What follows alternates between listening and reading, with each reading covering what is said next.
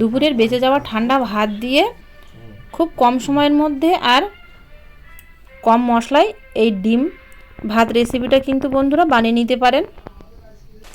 নমস্কার বন্ধুরা, সুপ্রিয়া কিচেনে আবার আপনাদের সবাইকে স্বাগত জানাই আরও একটা রেসিপিতে। আজকে একটা সহজ রেসিপি বানাবো। দুপুরের কিছুটা বেঁচে যাওয়া ভাত ছিল, আর এমনি প্রচন্ড ঠান্ডা পড়েছে, আর এই ঠান্ডার সময় ঠান্ডা ভাত আর খাবো না, তাই ভাবছি ভাতটা দিয়ে একটু নতুন ভাবে ডিম ভাত রেসিপি বানাবো। ডিম ভাতটা খুব সহজে বানানোও যাবে, আবার গরম গরম খাওয়াও যাবে, খুব কম তেল মশলায়, আর একটা পদেই খাওয়া হয়ে যাবে। তো কথা না বাড়িয়ে ঝটপট রেসিপিটা শুরু করে দিই। হিটার ধরিয়ে কড়া বসিয়ে দিয়েছি, তেল দিয়ে দেবো কড়ার মধ্যে। তেল গরম হয়ে গেছে, গরম তেলে পেঁয়াজ কুচি দিয়ে দেবো, রসুন কুচি। পেঁয়াজ রসুনটা একটু ভাজা ভাজা মতো হয়ে আসলেই এর মধ্যে কাঁচা লঙ্কা কুচি আর টমেটো কুচি দিয়ে দেবো।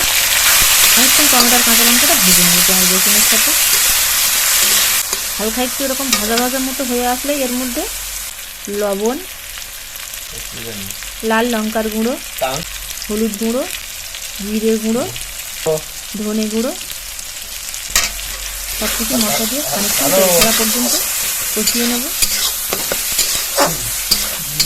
মাঝখানে সামান্য একটু ধনে পাতা কুচি দিয়ে দেবো। মশলা থেকে কিন্তু খুব সুন্দর করে তেল ছেড়ে দিয়েছে দেখুন, আর মশলাটা কষানো হয়ে গেছে।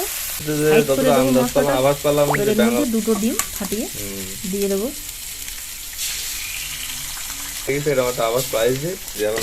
ডিমগুলো ভাজা ভাজা করে নেবো। সাইডে রেখেই ডিমগুলো ভাজা হয়ে গেলে এই মশলার সাথে একেবারে মিশিয়ে নেব।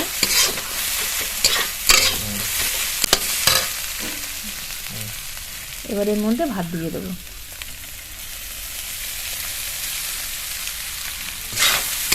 ভাতটা দিয়ে মিশিয়ে নেব খুব ভালো করে, আর খানিকক্ষণ রান্না করে নেব। ভাতটা ভাজা ভাজা হলে তারপরে কিন্তু নামাতে হবে। পুরোপুরি মশলার সাথে ভাতটা মিশে গেছে দেখুন, আর বেশ ঝরঝরে হয়েছে, ভাজা ভাজা হয়ে গেছে। এবার এর মধ্যে ধনে পাতা কুচি দিয়ে নেড়ে চেড়ে নামিয়ে নেব। দেখুন খুব কম সময়ের মধ্যে কিন্তু এই ডিম ভাতটা বানানো হয়ে গেল, আর কতটা ঝরঝরে হয়েছে দেখুন। এর সঙ্গে কিন্তু আর কিছুই লাগবে না, আপনারা শুধু খেতে পারবেন। অসাধারণ হয় খেতে বন্ধুরা, যতটা দেখতে লোভনীয় ততটা খেতেও সুস্বাদু।